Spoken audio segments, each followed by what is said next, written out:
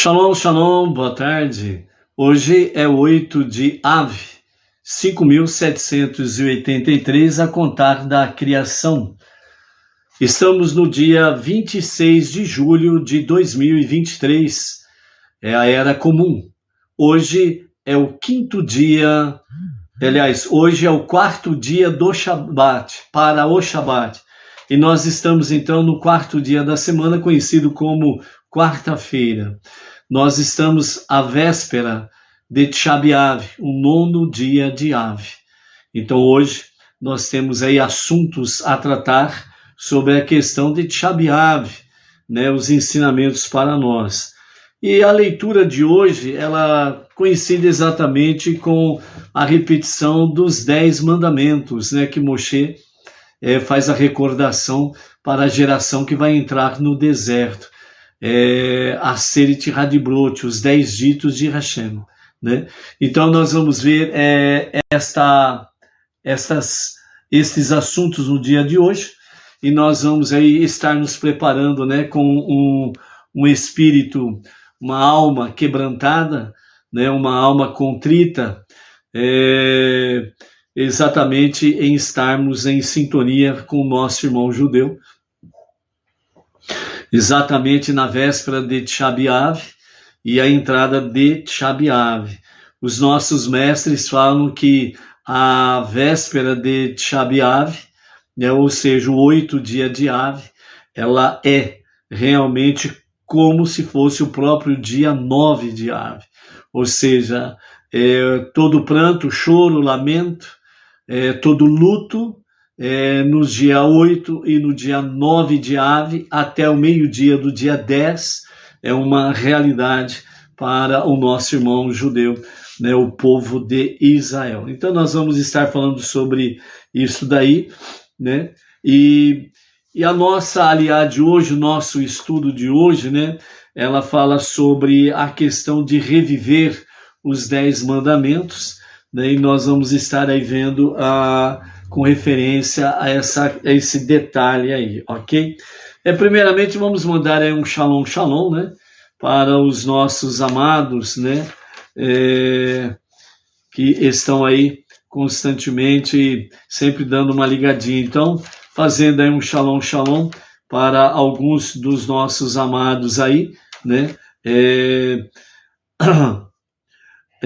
Nós temos aí a Danube Araújo Gratão, da cidade de Valinhos, interior de São Paulo, né? A Declier, da cidade de Anapu, no Pará. A Maria Lúcia Monteiro, lá em Fortaleza, Ceará. A Lilian Denarelli, de Caraguatatuba, né? Cidade litorânea, né? Paulista. A Neide Vilas Boas, da Silveira Inácio, né? De Mauá, Grande São Paulo. A Andréia Gomes, né? Da cidade de Oriente, né? Aqui região de Bauru, Marília, Tupã, né? Também o nosso shalom aí, shalom para a Andréia Gomes, ok? Temos aí o Gilvan Freire Lima, da cidade de Paulo Afonso, que é na Bahia, né? Baruch Hashem por isso daí. O Edson Batista Filho, de Maringá, Paraná. A Quitéria Freire, também lá de Paulo Afonso, Bahia. O Cláudio do Jardim Botânico, Distrito Federal, Brasília. O Gilberto Augusto, da cidade de São Miguel dos Campos, em Alagoas. A Manuelita Santos Lemos, da cidade de Ubaitaba, lá na Bahia, né? Temos aí o Paulo Augusto, da cidade de Franca. O casal Ângela Rodrigues e Arlan Tavares, da cidade de Pacatuba, lá no Ceará. A Ioná Cardoso, da cidade Auriflama, interior de São Paulo, né? Temos aí o casal Yohanan Ferreira e a esposa Valmira Ferreira, da cidade Lapa, lá no Paraná. Baruch Hashem. O Marcos Silva, né? E o pessoal aí da cidade de Paragominas, no Pará, Então vai aqui o nosso Shalom de à tarde com a Torá, ok? Ao Marcos Silva e o pessoal aí de Paragominas, no Paraná, aliás, no Pará, melhor dizendo. A Ângela Gardênia, da cidade de Praia Grande, São Paulo. A Marinalva Augusto, Paula Roberta Arantes, o Abimael Amorim, de Campinas, São Paulo, e o Rafael Boian, de Sorocaba, né, interior de São Paulo, Baruch Hashem. O Roberto Andrade, aí de Paraguaçu Paulista, está por aí. A Luciana Rodrigues, né, de Marília, nossa região. A Miriam Barros, de Brasília, também está por aí. A Maria do Socorro Salles, também lá de Brasília, né? Então temos aí algumas pessoas de Brasília, Baruch Hashem, né? O Marcelo Assis, qual que é a sua cidade, meu filho? Eu não sei. Baruch Hashem. Temos aí Dilane Minorello, né, com o marido Claudemir Jesus da Silva. Aqui é o casal de Bauru, a nossa região, aqui da Sinagoga Benei Noach, regional Bauru, né? Baruch Hashem. Quem que está por aqui? Vamos ver. Ok, né? Então, Baruch Hashem por isso daí, né, amados? Então, né, hoje nós estamos no 4º dia para o Shabat, é a nossa 4ª leitura de hoje, desta semana da Parashá, do livro Deuteronômio, né, que é o 5º livro que nós estamos estudando.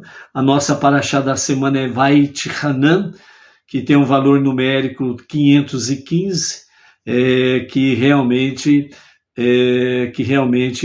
faz com que dá o número de vezes em que Moshe pediu a Hashem para entrar na terra prometida, né?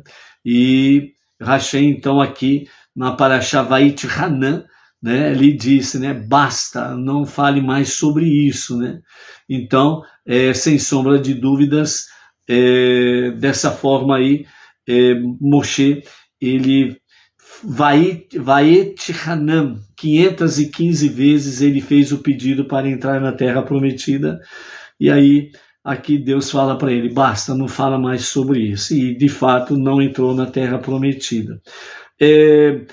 Hoje, na nossa 4ª leitura, nós estamos no capítulo 5 de Deuteronômio, e nós vamos do verso 1 a 18, falarmos sobre, né, a repetição, o reviver os 10 mandamentos, ok? O Marcelo Assis, da cidade de Campos, Rio de Janeiro, também está por aí. O Geraldo Amanso, né, também está por aí, e ao mesmo tempo ele está fazendo um agradecimento, né, ao nosso querido emissário Morê, Antônio Márcio Braga da Silva, né, do Rio de Janeiro, né, que ali ele deu um testemunho sobre como chegou no monoteísmo, Baruch Hashem, né?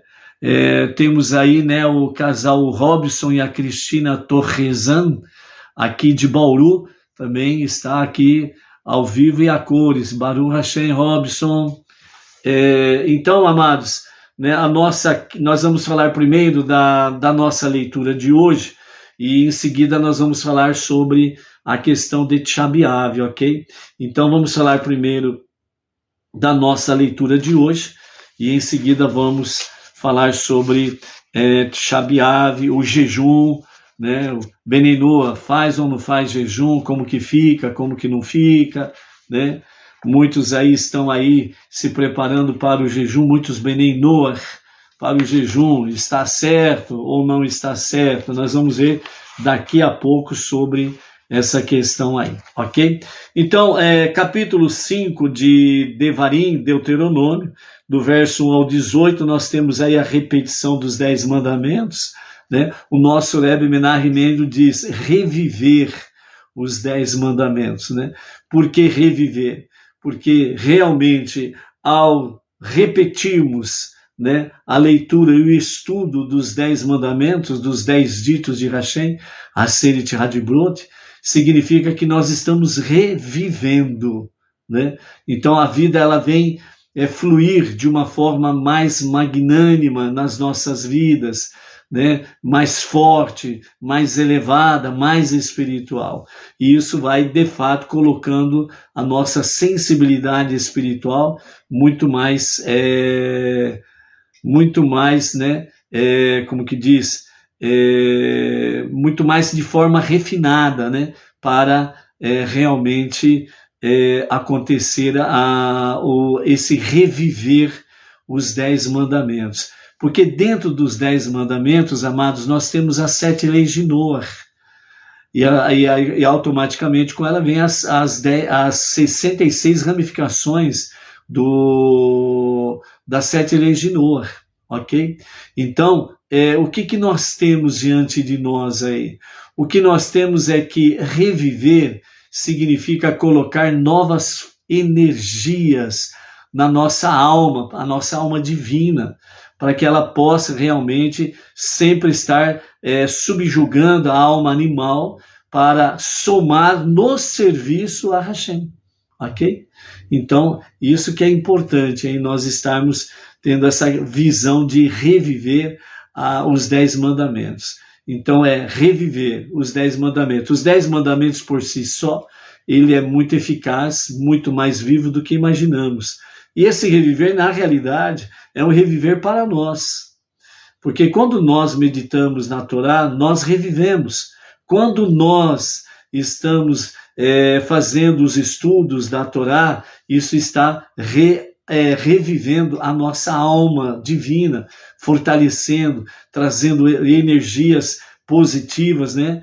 Trazendo mais presença divina, e dessa forma a nossa alma divina ela vai subjugando a alma animal para não fazer, né, o que bem entende, sem freio, sem linha, sem carretel e por aí afora vai, mas realmente trazendo cada vez mais a alma animal para o serviço a Hashem, ok? Então esse que é o detalhe aí, ok? O Geraldo Amanso, né, está falando aí que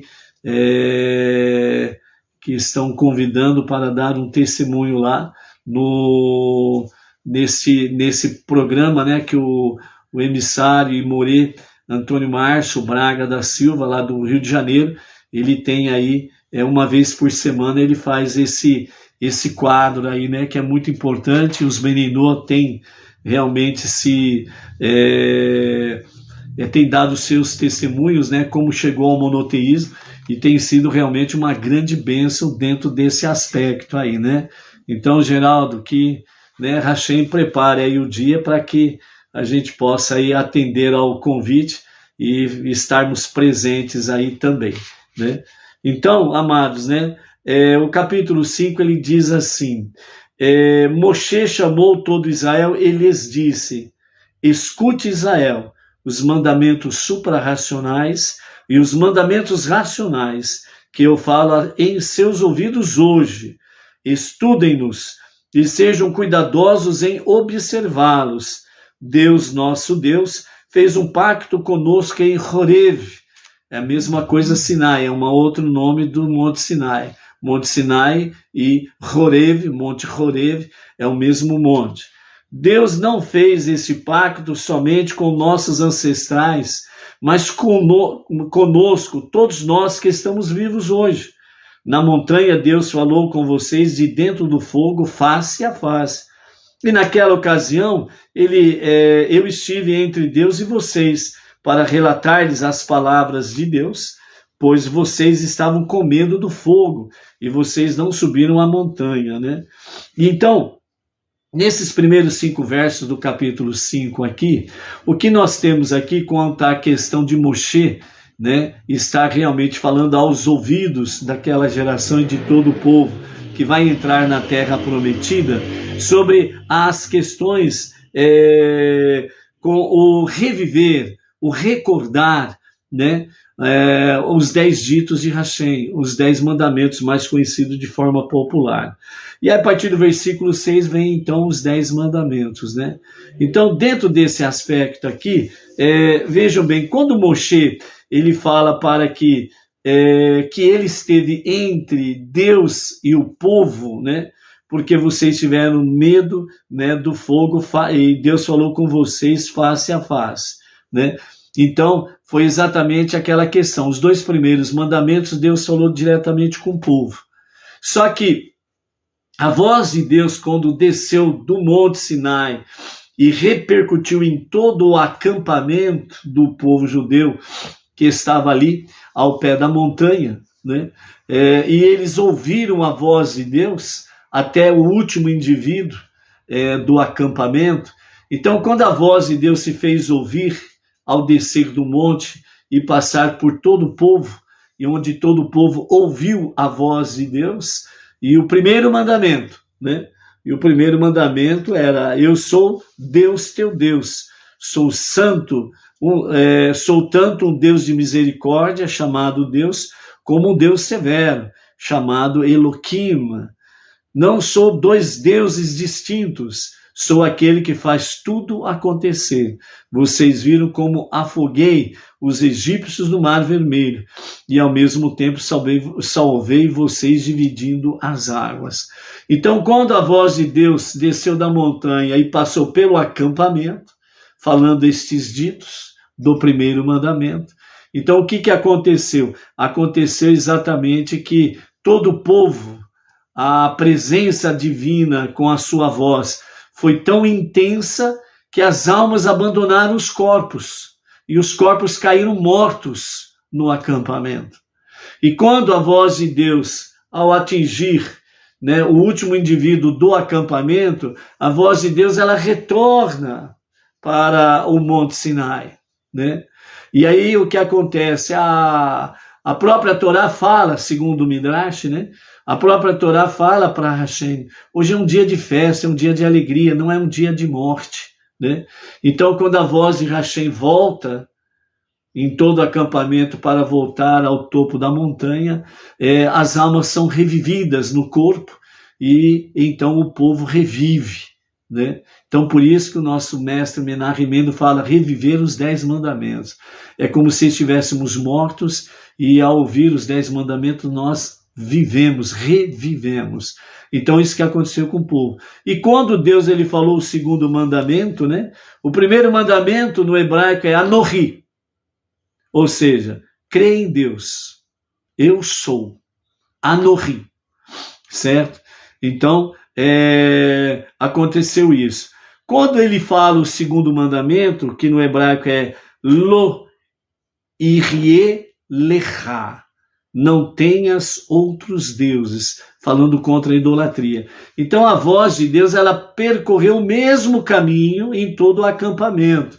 Aconteceu novamente que as almas abandonaram os corpos e os corpos caíram mortos ali dentro do acampamento. A voz retorna, revive realmente o povo todo para retornar à sua origem, no sentido da montanha, que era o momento da outorga da Torá. E foi nesse momento que o povo reviveu pela segunda vez, que eles disseram a Moshe que Deus não fale conosco, porque nós estamos com medo, mas sim que Deus fale contigo e você fale conosco. Então, a partir do terceiro mandamento, Deus não falou diretamente com o povo, mas Moshe falou com o povo, né? Então, essa reflexão que traz para nós. A segunda reflexão que nós temos aqui, antes dos 10 ditos, né?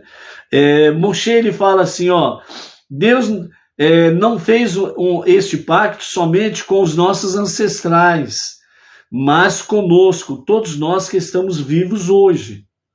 Ou seja, aqui Moshe está trazendo a repetição dos 10 mandamentos que seguiriam, e como seguiu até a presente data, todas as gerações do povo judeu. Ou seja, este pacto, ele é presente, ele não ficou lá atrás. ele não faz parte do passado, ele faz parte de um eterno presente, em qualquer tempo, em qualquer época, em qualquer lugar.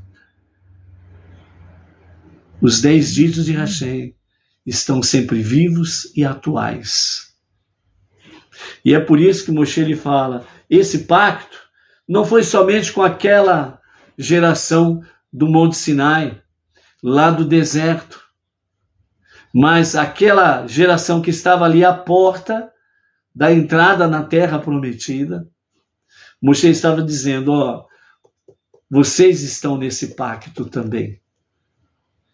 Porque esse pacto é um pacto eterno. É um eterno presente, é um presente eterno. E assim é até os dias de hoje. E assim permanecerá mesmo na redenção final.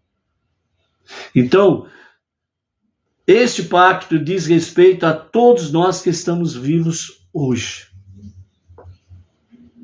Não podemos menosprezar Haseret Hadibrot, os 10 ditos de Hashem, que é uma síntese de todos os 5 livros.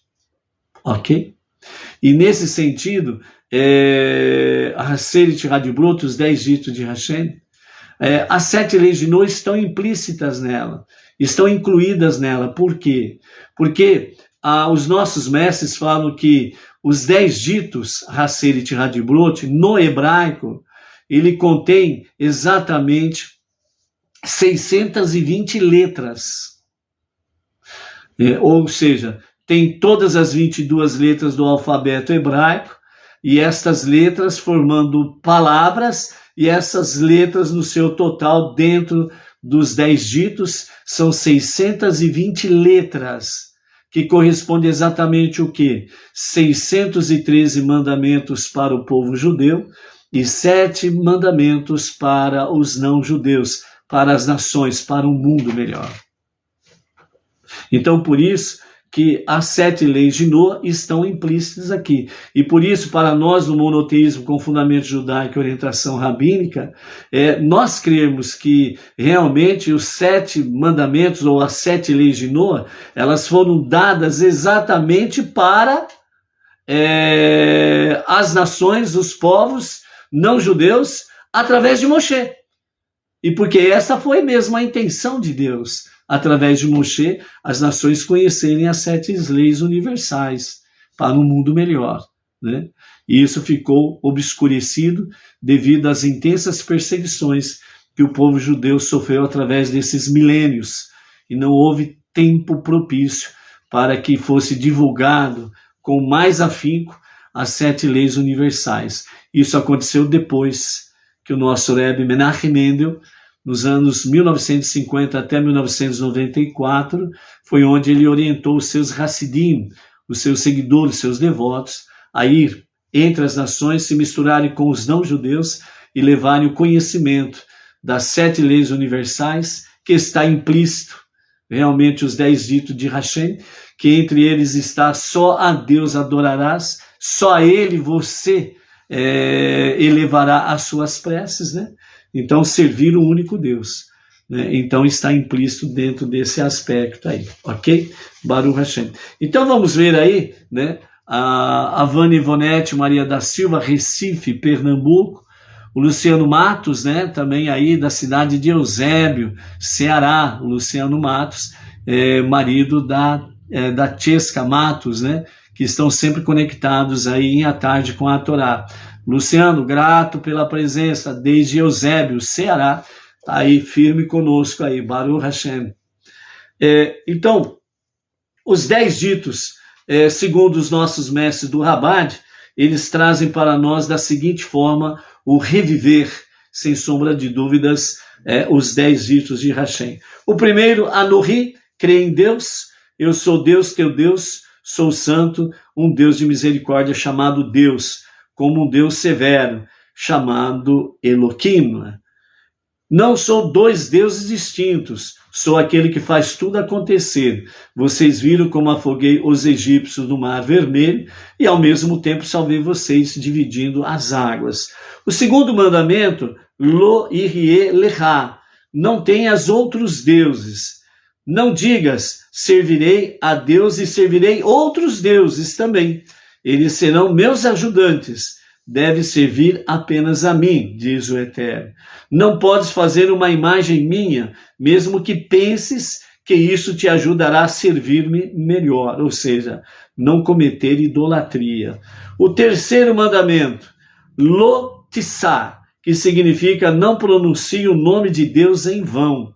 Este mandamento ele proíbe jurar falsamente ou sem necessidade em nome de Deus. Sabe aquela conversinha boba que as pessoas fazem, né, na roda dos amigos, de escola, de trabalho, etc. e tal, na rodinha dos almoços e jantares festivos, o churrasquinho da galera e por aí afora vai, onde tem aquelas conversas sem pé, sem cabeça, né? E aí alguém fala, né, não, juro por Deus, estou falando a verdade, eu juro por Deus. Então, é essa questão, né? Tomar cuidado, porque este é o momento que você está tomando realmente o nome de Deus em vão. Então, cuidado com isso daí. Por causa deste mandamento, quando lemos a Torá ou rezamos, nós chamamos Deus de Hashem, o que significa o nome. Chamando-o de Deus, né? E não Adonai, mostramos que não usamos o santo nome de Deus desnecessariamente. Então, por isso, né? Quando nós lemos a Torá ou rezamos, né, nós estamos aí sempre trazendo o nome, né, Adonai, né, tracinho do, tracinho nai, que é o certo, né, porque não estamos em prece, né, para falarmos, referirmos a este nome, né, tomando cuidado e o zelo para não pronunciar o nome de Deus em vão, né, então essa questão aí, não blasfemar, não tomar o nome de Deus em vão, ok?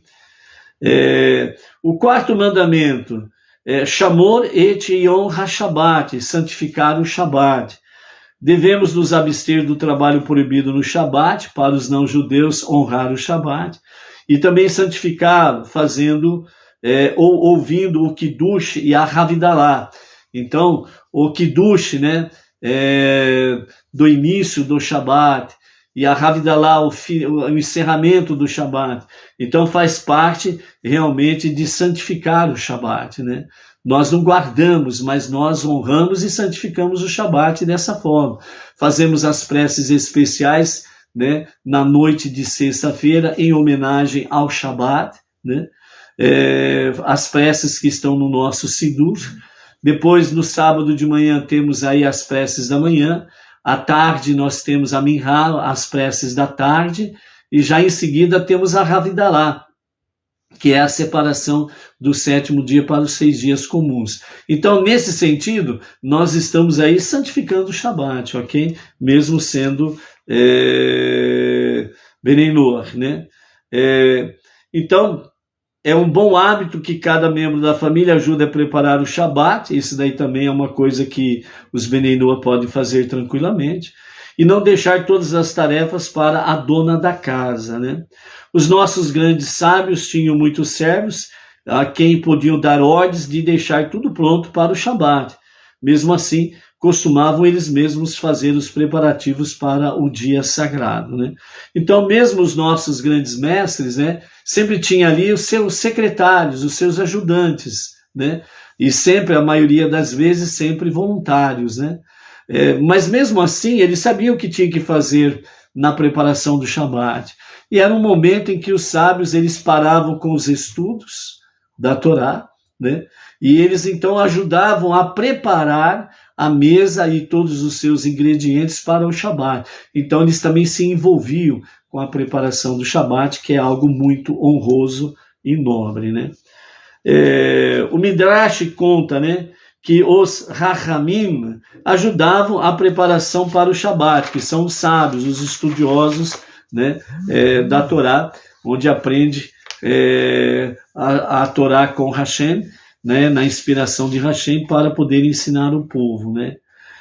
Segundo os nossos mestres falam, né, o Rav Rizda cortava os vegetais para a refeição do Shabat, os sábios Rabá e Rav cortavam madeira, o Rav Zera acendia o fogo, o Rav Nachman, né, ele arrumava a casa e providenciava a louça do Shabat, né? Então são alguns exemplos nesse sentido.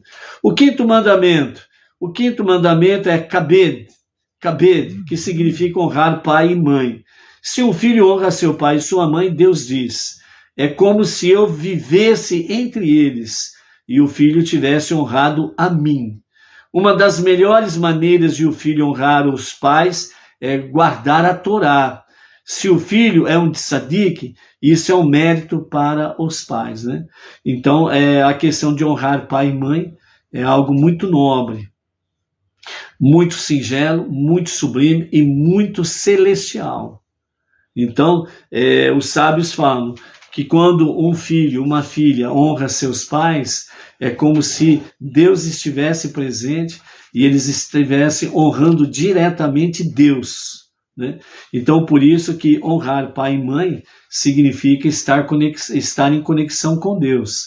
Não honrar pai e mãe significa que não está em conexão com Deus. Por isso que tem aquele ditado popular que fala, né? Se o fulano, ele não honra, não ama seu pai e sua mãe, ele vai honrar e amar a quem? Entendeu? É isso daí. O sexto mandamento, né? Lo tirtsar, que significa não assassinar. Se o povo judeu não tiver assassinos entre eles, a sua recompensa será que exércitos inimigos não passarão por Eretz Israel. Haverá paz absoluta e ninguém poderá passar pelo meio da terra de Israel e vencer o povo judeu, né? Por isso que tem a conexão da destruição dos dois templos, né? Porque infelizmente, nesse período, houve assassinos no meio do povo judeu. O sétimo mandamento, lo tinaf, que significa não cometerás adultério. Deus deseja que o marido e a esposa sejam fiéis um ao outro. Como recompensa por guardar este mandamento, Deus dará felicidade e alegria ao povo judeu, né? Então, dentro dessa realidade, o que significa? Quando nós nos reservamos realmente, né, para as nossas esposas, né, as esposas para o seu marido, né? Então, quando o marido e a esposa, um se dedica ao outro, né, principalmente depois que tem um conhecimento melhor da própria palavra, né, e mantém essa fidelidade, então Deus ele dá felicidade não somente para o casal, mas ele dá felicidade para aqueles que estão próximos a ele, porque a felicidade do casal contagia quem está próximo a eles, né, quem está próximo ao casal, né?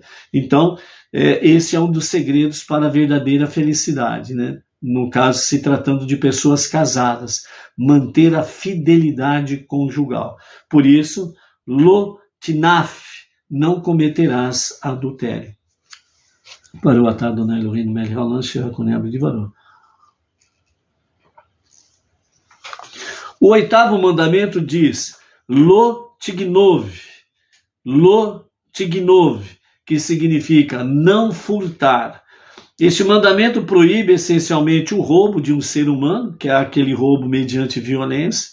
O furto ele não tem violência, nem grave ameaça. E também se refere à questão do sequestro, né? Nos dias atuais existe muito aquela expressão sequestro relâmpago, né? Onde os transgressores, né? Os ladrões, né? Eles dominam a vítima, sequestram a vítima e mediante grave ameaça, né? As vítimas entregam seus cartões, senhas das suas contas bancárias, para que os ladrões possam realmente roubar o seu dinheiro, né? Ou mesmo quando tem roubo em residência, né? Apesar que as leis atuais aí estão querendo mudar as coisas, como já mudaram muitas coisas, mas a lei divina não tem como mudar, ela continua. Então, a pena divina, ela continua a mesma, ok? Então, da justiça divina ninguém escapa, nem quem transgride a lei e nem quem modifica as leis em prol do elemento do mal contra as pessoas do bem. Então, aqueles que fazem leis, né? Isso está dentro da aplicabilidade do legislativo, que aprovam leis injustas contra o cidadão de bem, contra o trabalhador. Eles vão ter uma prestaçãozinha de conta meio brava para poder prestar aí. Na hora que chega aquele ponto final em que Deus diz assim, ó, o seu ponto final chegou aqui, agora é comigo. Aí, né? Então, por isso, um judeu deve ser honesto em todos os seus negócios. Se o povo judeu não roubar, Deus os recompensará com a vitória sobre os seus inimigos. Também um dos fatores que faltou nos dias da destruição do primeiro e do segundo templo. Infelizmente, haviam muitos desonestos que roubavam nos seus negócios e roubavam o mais pobre. Então, a respeito disso daqui, os nossos sábios trazem para nós uma história dizendo o seguinte: um comerciante tinha viajado a outra cidade para adquirir mercadorias. Levou com ele uma bolsa contendo 500 moedas de ouro e, ao levar a seu destino, encontrou uma estalagem na qual passaria a noite, né? E no dia seguinte seguiria sua viagem. Mas estava preocupado com o dinheiro, pois poderia ser roubado. Segurança não tinha, né, em lugar nenhum, né? Ele deveria deixá-lo no quarto ou carregá-lo consigo todo o tempo? Não conhecia pessoa alguma na cidade, por isso decidiu que o melhor seria esconder as moedas. Então ele cavou um buraco no solo, num canto do quarto, e escondeu a sua bolsa ali e cobriu tudo com a terra, né? Mas, infelizmente, o viajante não podia imaginar que ele estava sendo observado, né? O famoso buraquinho lá na parede, e o dono da estalagem estava lá de olho gordo no que ele estava fazendo, né? Então, o estalajadeiro, né, que é a forma correta de falar sobre o fulano, o estalajadeiro, um homem desonesto, então ele viu tudo, guardou, né, o local onde ele escondeu a bolsa de dinheiro, né? E aí saiu esfregando as mãos, vou me dar bem hoje, vou me dar bem, né? E aí, então, assim que o comerciante saiu, né, ele foi sair, né, para tomar uma refeição, essas coisas todas, né? Então aí o estalajadeiro, ele aproveitou a ausência do cliente no quarto, rapidamente foi lá, cavou, roubou a bolsa, botou, né,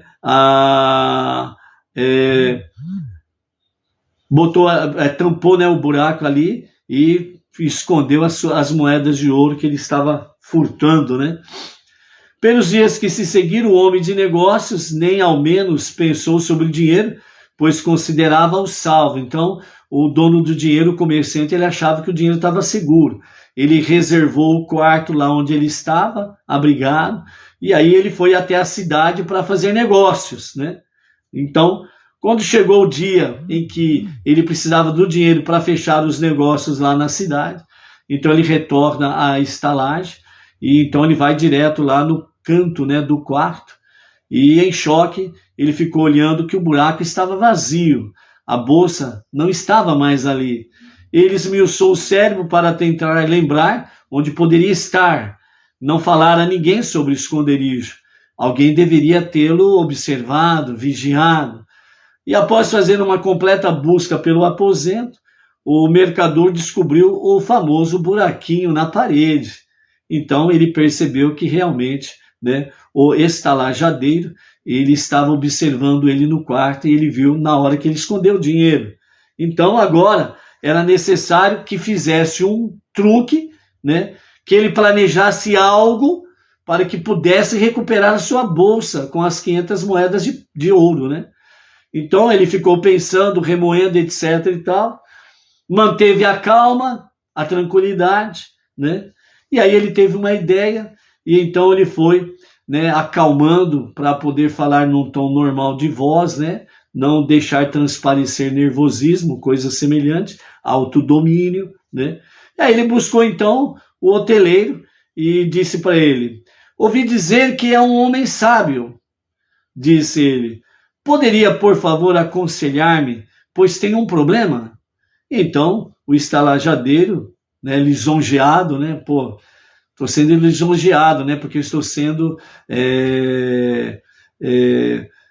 o comerciante, né? O cliente aqui está falando bem de mim, né? Então o mercador, o estalajadeiro falou, não, pode contar comigo, naquilo que eu puder ajudar o senhor, eu ajudo sim.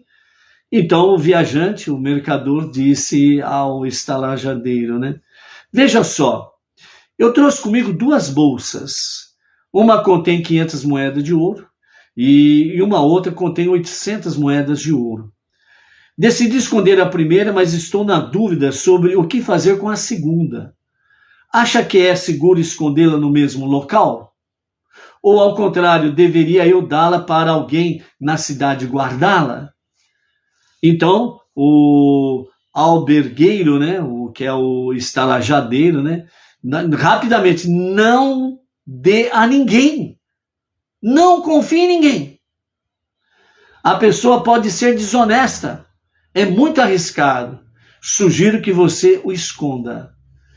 Secretamente, o estalajadeiro pensou, agora conseguirei a segunda bolsa também, né? E então o viajante disse ao hoteleiro, né? Obrigado pelo bondoso conselho, disse o comerciante. Preciso sair agora para uma reunião com alguns outros mercadores. Quando voltar, farei da maneira que sugeriu. Assim que ele saiu, então o hospedeiro, né, pôs a bolsa roubada no esconderijo. Ele devolveu a bolsa com as 500 moedas no esconderijo, porque ele achou que o homem ainda não tinha dado falta da bolsa das 500 moedas de ouro. Mas, como ele aconselhou o mercador a esconder no mesmo lugar a outra bolsa com 800 moedas de ouro, né? E o olho gordo, o olho da ambição, né, do estalajadeiro, falou, bom, eu tenho 500, agora ele vai colocar 800, eu vou ficar com 1.300 moedas de ouro. Mas como ele ainda não sabe que eu peguei a bolsa, eu vou devolver no mesmo lugar, porque aí ele vai esconder no mesmo lugar a outra bolsa. Aí na hora que ele sair, eu vou lá e pego as 2 bolsas, né? Então, assim, o hospedeiro fez. Foi no quarto, né? O mercador voltou para a cidade, ele foi lá no quarto, colocou a bolsa das 500 moedas de ouro no mesmo lugar, tapou o buraco, né? E ficou lá, como se nada tivesse acontecido, né? O mercador voltou mais tarde, né? Cumprimentou amistosamente o estalajadeiro, né? E, não esqueci o teu conselho não, viu? Vou guardar a minha bolsa. Aí o estalajadeiro falou, positivo, meu filho, vai lá, guarda lá, né?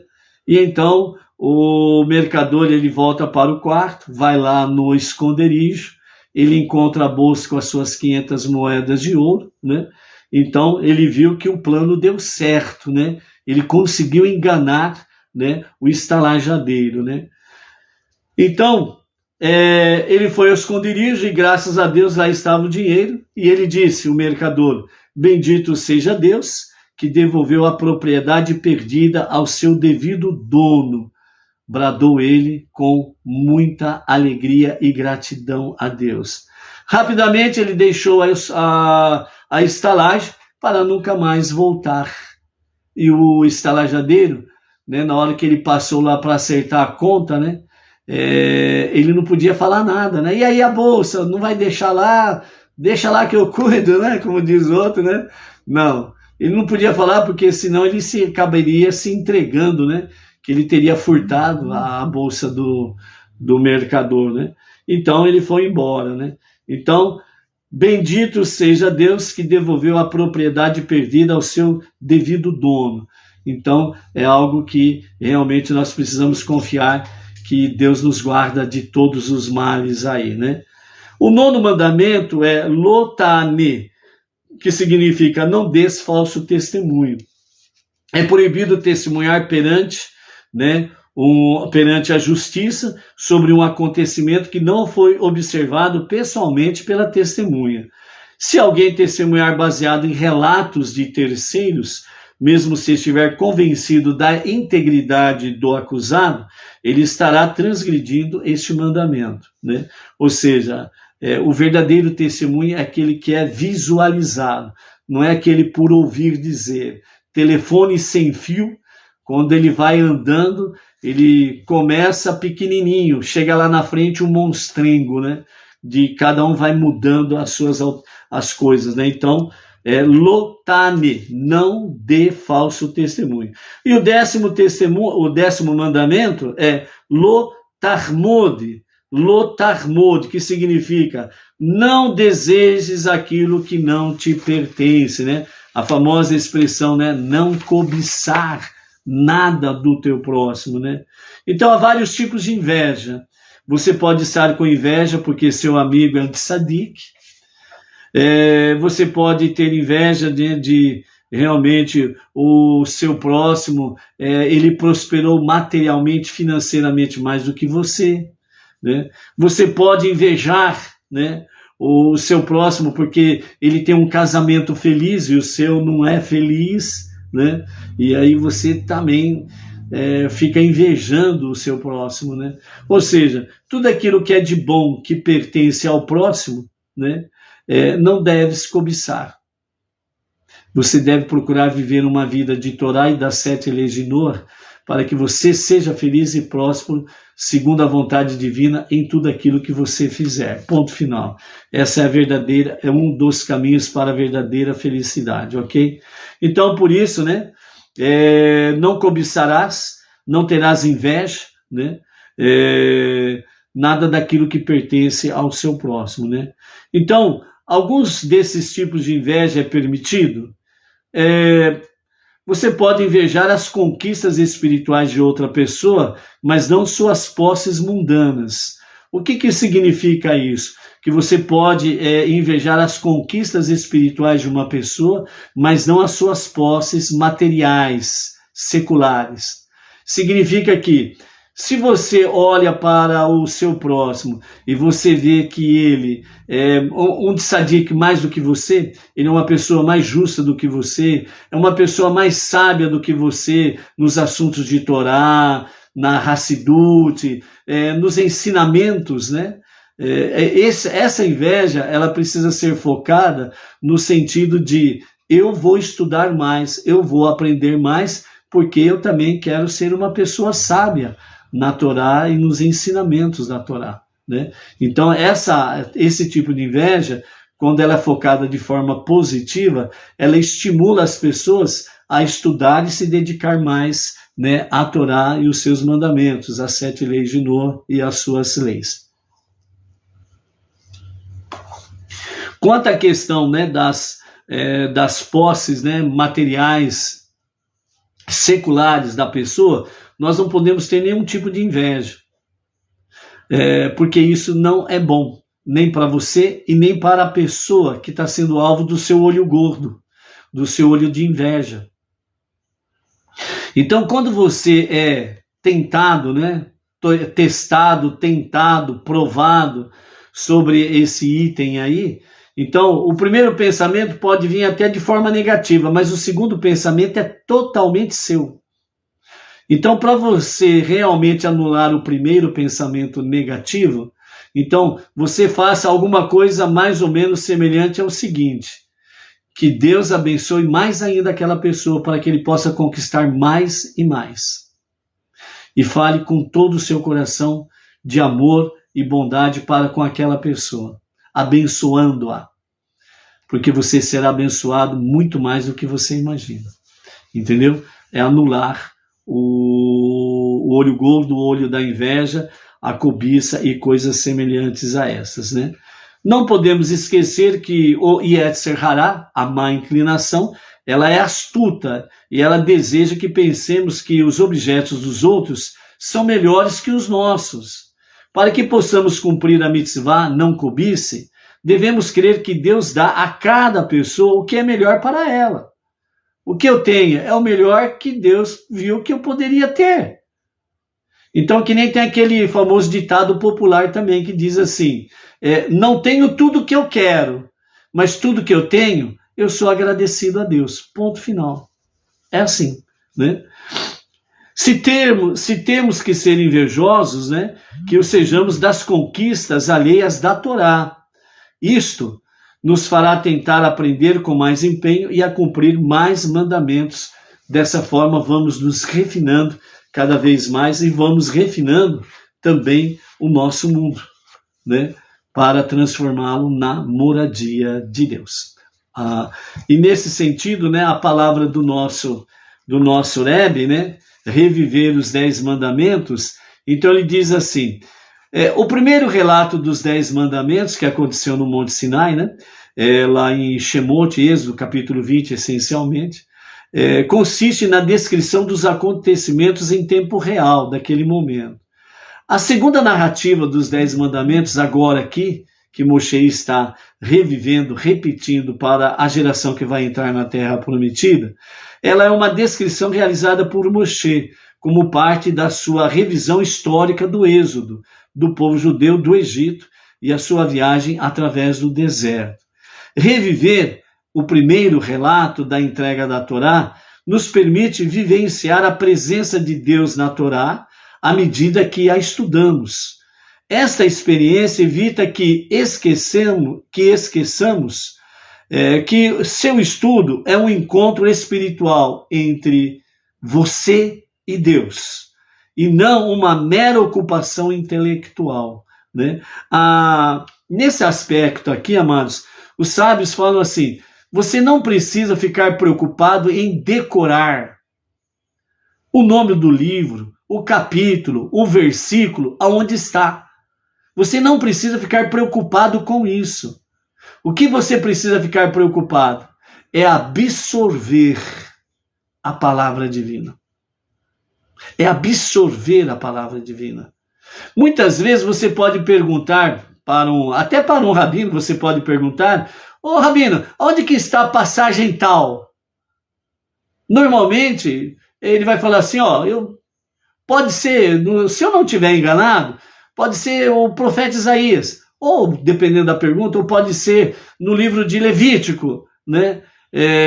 O capítulo e o versículo não estou lembrado agora, mas eu vou ver isso daí, depois eu te respondo. Às vezes, ou muitas vezes, você pode encontrar um rabino nesse sentido. E você não pode falar que ele está errado. Já viu, um rabino não sabe que livro, que capítulo e versículo está escrito? Você não pode falar que ele está errado. Muito menos que ele foi negligente. Por quê? Porque a preocupação dos sábios, do povo judeu, a preocupação dos rabinos, dos nossos mestres, é absorver a palavra. Porque na realidade, originalmente, nada foi dividido em capítulos e versículos. Certo? Então, por isso, absorver a verdade, absorver o ensinamento, isto é fundamental.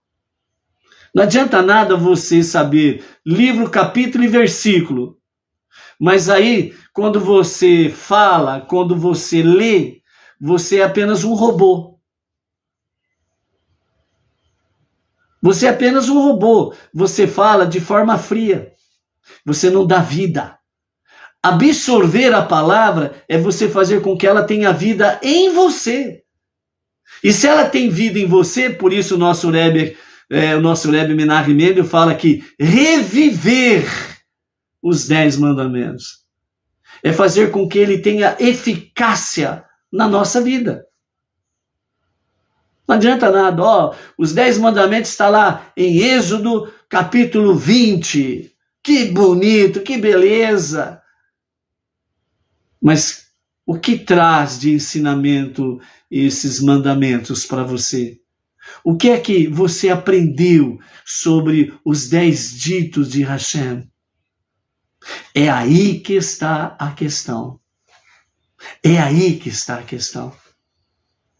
Porque nós vimos isso já em vários estudos aqui, a preocupação de Deus, e como nós acabamos de ver aqui anteriormente, a preocupação de Deus é que realmente nós e Deus tenhamos conexão. Deus não vai perguntar para você, em que capítulo e que livro, capítulo e versículo que está escrito, amarás o teu próximo como a ti mesmo. Deus não vai te perguntar isso. Mas ele vai te perguntar, O que você fez com a minha palavra que eu disse? Amarás o teu próximo como você ama a si mesmo? O que você fez desta palavra? Entendeu? Então, por isso, né, a mesma coisa das nossas preces diárias, onde nós usamos o Sidur. Os nossos mestres, eles não incentivam você a decorar as preces. Eles não incentivam você a decorar o hebraico, a forma hebraica da prece, ou a sua forma traduzida da palavra, de você saber de forma decor. Mas o incentivo é que você venha absorver estas palavras de cada prece, de cada oração, para que você possa ter um quebrantamento da sua alma, do seu intelecto, do seu coração e ter conexão com Deus. É isso que importa, entendeu? Então, por isso, reviver o primeiro relato da entrega da Torá nos permite vivenciar a presença de Deus na Torá e à medida que a estudamos. Esta experiência evita que esqueçamos que seu estudo é um encontro espiritual entre você e Deus, e não uma mera ocupação intelectual. Escutar o segundo relato dos 10 ditos, formulado como parte do discurso de Moshe ao povo, possibilita-nos empregar o nosso próprio intelecto humano para estudar a Torá, internalizá-la e absorver a sua mensagem completamente. É dessa maneira que se atinge o objetivo de fazer deste mundo uma morada para Deus. Entendeu? Então não fique preocupado aí quando você vai ler ou estudar capítulo, versículo, livro número tal, que não sei que lá. Não fique preocupado com isso. Mas fique preocupado em absorver o ensinamento. Ok? É isso daí, amados, né? E é assim nós vamos tendo uma conexão mais forte para com Deus, ok? De forma resumida, o que é Tisha B'Av, como Benei Noach pode honrar esta data, né? Uma colaboração do nosso amado emissário, o Antônio Márcio Braga da Silva, lá do Rio de Janeiro, né?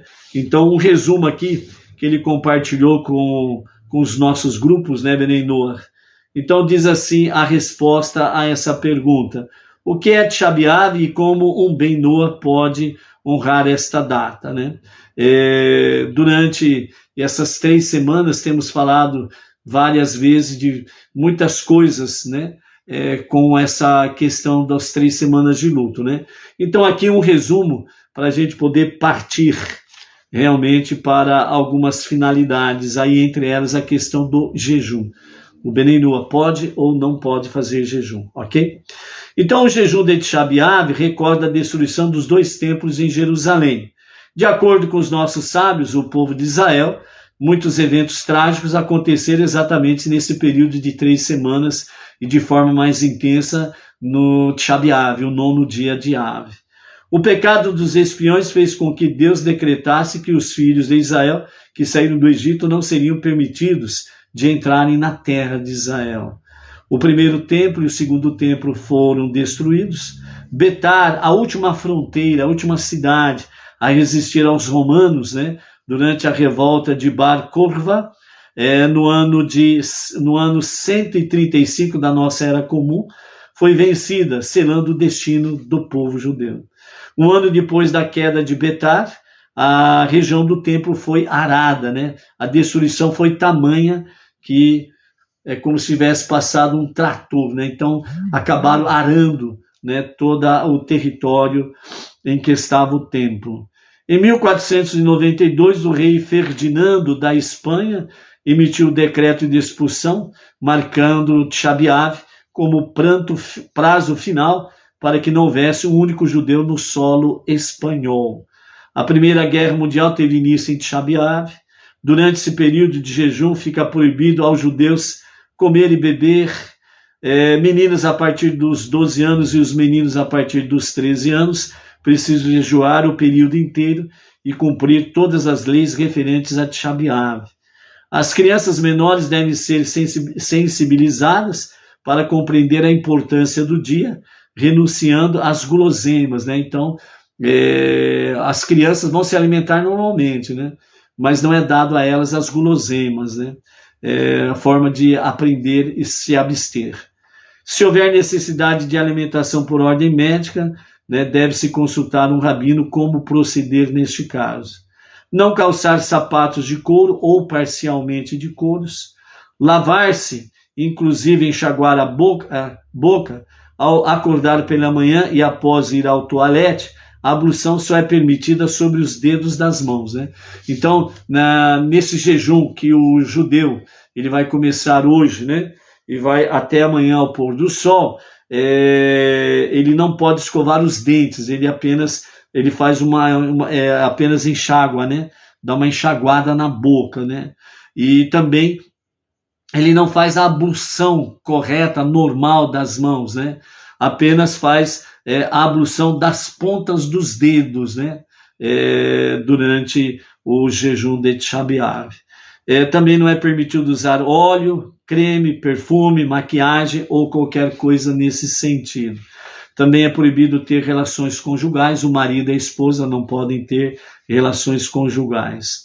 Saudar uma pessoa também não é para fazer saudação nenhuma, não é para cumprimentar ninguém, mas se porventura for cumprimentado, é para responder em voz baixa, né? Bom dia, boa tarde, boa noite, dependendo da situação aí. Então essa é a visão simplificada do mundo judaico em si. O Benei Noach. Então os Benei Noach somente jejuamos, né? Segundo o que a Torá traz para nós. Então o único jejum que realmente a orientação rabínica traz para nós, para que nós possamos fazer dentro do calendário judaico, é o jejum de Yom Kippur, o dia do perdão. Somente esse jejum que os Benei Noach podem fazer se o desejarem, ok? E aqueles que não fizerem o referido jejum, ele faz a sua tzedakah, no valor de 2 refeições, né? 2 ou 3 refeições, para poder realmente substituir o jejum, ok? Então, essa data a gente pode realmente marcar como um dia de lembrança, né? Na noite de 9 de Av, ou seja, ao pôr do sol de hoje, você deve ler na sua casa aí, né? O livro de Lamentações, né? Que no hebraico é chamado de Errá, né? E mais conhecido como Lamentações de Jeremias, né? Que é que fala sobre os lamentos, né? Na Bíblia hebraica, né? Esse de capa verde aí, por exemplo, né? Errá, Lamentações, está na página 743, ok? Nesta Bíblia de capa verde, a Bíblia hebraica, ok? Então, essa é uma das coisas que você pode fazer hoje à noite, ler o livro de Errá, Lamentações. E também você dá tzedakah, né? Aqui a orientação fala de 2 refeições, mas você pode fazê-la também, se assim você desejar, voluntariamente, né? Fazer com o valor de 3 refeições, porque é a janta de hoje, né? O almoço de amanhã, são 2 refeições. Na parte da manhã tem o café da manhã, né? E à tarde tem o cafezinho da tarde, né? Então você pode colocar o café da manhã, o café da tarde dentro de uma refeição. Então você pode fazer a sua tzedakah com o valor de 3 refeições aí, tranquilamente. Se você fizer com valor de 2 refeições, tá tudo certo também, né? Então fica tranquilo com isso daí, ok? Seja de 2 ou 3 valores de refeição, né? Mas que não deixe de fazer a sua tzedakah. Ah, mas eu não tenho como fazer uma tzedakah com valor de 2 refeições. Nem que for para você dar o mínimo, né? Que seria R$1, por exemplo, né? De acordo com as suas condições, mas que você faça com kavaná, com a intenção verdadeira do coração. Se eu pudesse, Hashem, eu faria no valor de 3 refeições, mas eu não posso. Eu só tenho aqui essa questão, só tenho R$1 mesmo. Então eu vou fazer com R$1, mas assim que eu puder ter uma oportunidade, Hashem, num próximo jejum, eu poder fazer no valor de 3 refeições, eu o farei. E Deus vai te dar condições para que você possa realmente, numa próxima oportunidade, ter as condições de fazer no valor de 3 refeições, ok? Essa é uma realidade. Então, isso é a nossa questão de Tisha B'Av, né? O que você pode fazer também, além da leitura e de Lamentações, errar e também da Tzedakah, né? É você se abster de várias coisas que te dão prazer, né? Não você fazendo no nível de jejum, né? E das proibições do povo judeu.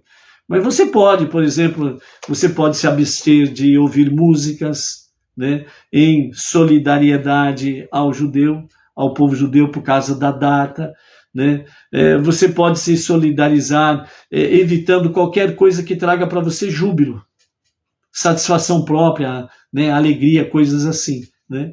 E depois, principalmente depois do meio-dia do dia 10, que para nós esse ano cai sexta-feira próxima a partir do meio-dia, aí você está mais liberado para outras atividades felizes, ok? Então você pode se solidarizar dessa forma, basta você querer voluntariamente, não é uma obrigação, ok?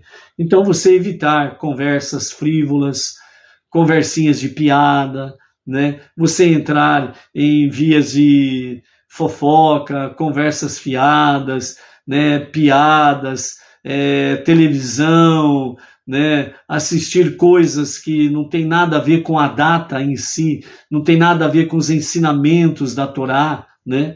Que hoje nós temos os meios de comunicação, né? Internet, que vem aí no computador, etc. e tal, no celular. Então você pode, sem sombra de dúvidas, né? Assistir, né? Os estudos, ensinamentos que estão dentro de Tisha B'Av, né? Para você poder estar mais consciente com referência a isso, ok? Então, por isso, amados, desde o dia 17 de Tammuz até, né, o dia 9 de Av, Tisha B'Av, né? São um período de 3 semanas onde o luto judaico é uma realidade. Durante 830 anos, né, permaneceu sobre uma colina de Jerusalém uma construção que servia como ponto de contato entre céu e terra, o Beit HaMikdash, o grande templo em Jerusalém. Tão importante era essa obra ao relacionamento entre o homem e Deus, que quase 2/3, né, dos mandamentos são baseados em sua existência. Ou seja, 613 mandamentos é para ser vivido dentro de Eretz Israel, dentro da terra de Israel. Desses 613 mandamentos, quase 2/3 só se refere ao Beit HaMikdash, para vocês verem o tamanho do valor da presença do grande templo em Jerusalém, o Beit HaMikdash, certo? Então, sua destruição é considerada como a maior tragédia da nossa história, e a sua reconstrução irá assinalar a suprema redenção, a restauração de harmonia dentro da criação de Deus e entre Deus e a sua criação. A redenção final com Mashiach, né, onde haverá a construção do terceiro e definitivo templo, e Mashiach estará restaurando os 4 reinos, né? Por isso, restauração de harmonia dentro da criação de Deus e sua criação. Então, as 3 semanas são semanas consideradas de luto, é um tempo designado realmente para conter alegrias e coisas semelhantes, né? Evitar situações perigosas, porque a data não ajuda muito na boa sorte, né? Então, por isso, a destruição dos 2 templos sagrados em Jerusalém acabou resultando na Galut, o exílio que perdura até os dias de hoje. E esse exílio, ele é tanto no aspecto físico como no aspecto espiritual, porque o templo não existe, e então esse ponto central, né, que servia como contato entre o céu e a terra, o Beit HaMikdash, ele não existe, né? Então as piores catástrofes aconteceram nesse período e no decorrer de todas as gerações, né? É um período tanto do primeiro como do segundo templo que foram destruídos. Então, essas semanas são observadas, evitando-se várias questões que já foram mencionadas aqui várias vezes, né? E além das regras e restrições, né, técnicas, por assim dizer, durante esse período passamos um tempo extra contemplando o menos que perfeito estado em que o mundo está agora, e o que podemos fazer para melhorá-lo, aumentando em atos de bondade e gentileza. Então, esse período é um período que nós precisamos aumentar realmente com atos de bondade e gentileza. Isso está aplicado dentro da Tzedakah, atos de bondade, misericórdia, de justiça, etc. e tal. O Rebbe Menachem Mendel, ele dizia que as 3 semanas deveriam ser um tempo de aumento de estudo de Torá e doação para a caridade, aumentar, né? Então nós precisamos ter esse propósito, né? Caso o Mashiach não se revele, no próximo ano, que nós tenhamos, né, essa determinação de fazermos mais atos de bondade, caridade, gentileza, mais atos de justiça, através de ações de tzedakah e benefício para com o nosso próximo. E aumentar o estudo da Torá, ok? Dessa forma, mantendo o vínculo, né, Sion será redimido por lei, né, a cidade de Sion, e os seus, né, quer dizer, os judeus, eles retornarão pela caridade, né? Então eles retornarão para Eretz Israel. Particularmente, o Rebbe Menachem Mendel, ele pedia muitas e muitas vezes o estudo daquelas porções da Torá que tratam da construção do templo sagrado. Por quê? O Rebbe baseava seu pedido no diálogo citado no Midrash, que transpirou após Deus dizer ao profeta Ezequiel, né, para instruir o povo judeu, então exilado, sobre as medidas e projetos do terceiro templo sagrado, né? Principalmente os capítulos 37, 47, 48 de Ezequiel, dá um foco muito bom sobre essa questão do templo, né? Então, Ezequiel, ele exclamou a Deus: Mestre do mundo, por que estás me dizendo para ir e dizer a Israel o formato da casa? Eles estão agora no exílio, na terra de nossos inimigos. Existe algo que eles possam fazer sobre isso?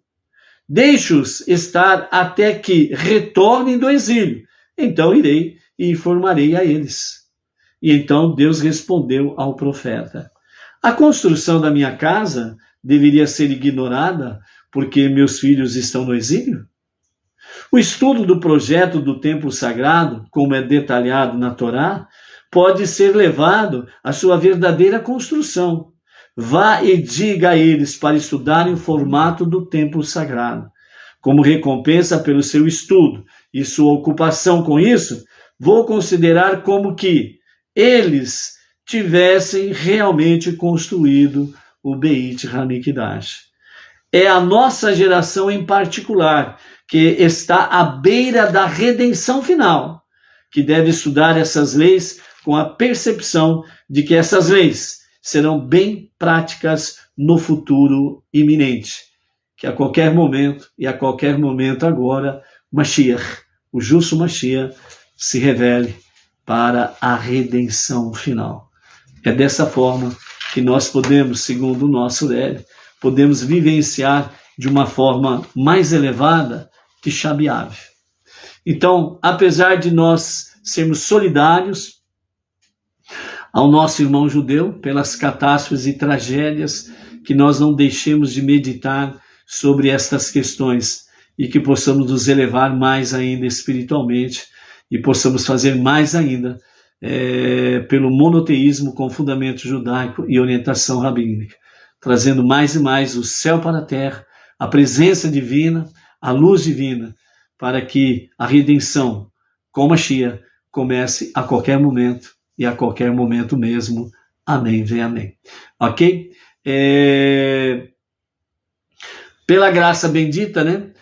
Hoje à noite nós estaremos transmitindo, né, aqui por esse canal, a leitura de Errá, o livro de Lamentações. Vamos apenas fazer a leitura do livro, cumprindo essa mitzvah para hoje à noite, na entrada de Tisha B'Av, ok? Então, a partir das 20 horas, nós estaremos aqui para fazermos a leitura do livro de Lamentações. Até lá! Shalom, shalom!